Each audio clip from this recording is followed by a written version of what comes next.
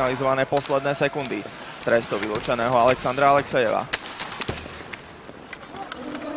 V tejto chvíli už hrá Rusko s 5 hráčmi a práve Alexejev sa teraz derie za pukom a dostáva sa do príležitosti, ale neprekonal sklen, ktoré teda povedie k prerušeniu hry. Ešte raz sa pozrieme na veľkú príležitosť Alexandra Alexejeva, rodáka z Petrohradu, rovnako účastníka.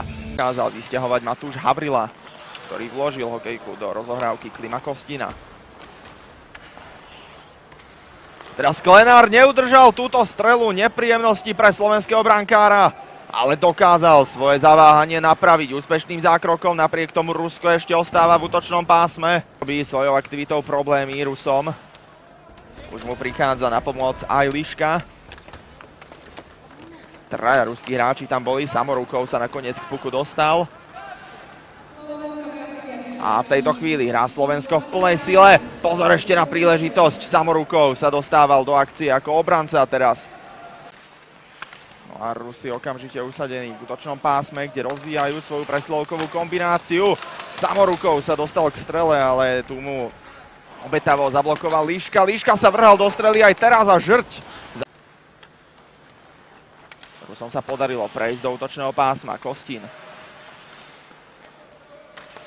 Kostin našiel Rubinčíka, je z toho gól. Slovensko prehráva 0-1, Rusi využívajú presilovú hru. Trestať. Slovensko teda prehráva 0-1 Rubinčíkovým gólom.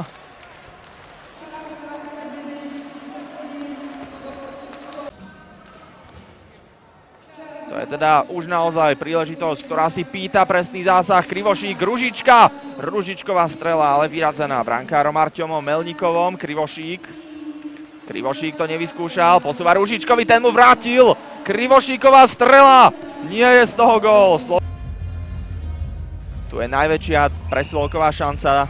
Krivošíková strela, ktorú sa zrejme ešte podarilo Korenčíkovi tečovať predtým, ako ju... Ale na tom verdikte to už nič nezmení. Slováci sa potrebujú opäť usadiť v útočnom pásme. A to je krásna prihrávka pred bránu, kde bol Havrila. Našiel tam Patrik Hehorčák. Slováci môžu ísť dopredu. Ale tvrdo bol teraz zastavený Adam Liška. Rusko hrá s 5 hráčmi a dostáva sa do príležitosti. Pozrite sa na to, fantastický Sklenár. Poradil si teraz s Ďominom aj s Toropčenkom.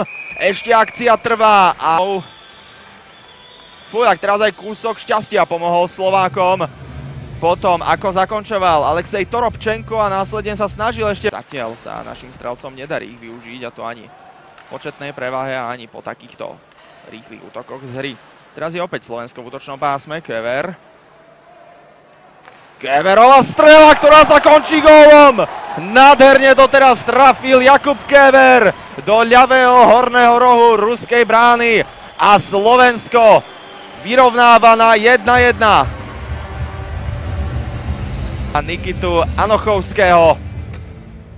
A reakcia ruského brankára Arťoma Melnikova jednoducho nemohla prísť včas. To bola nádherná strela.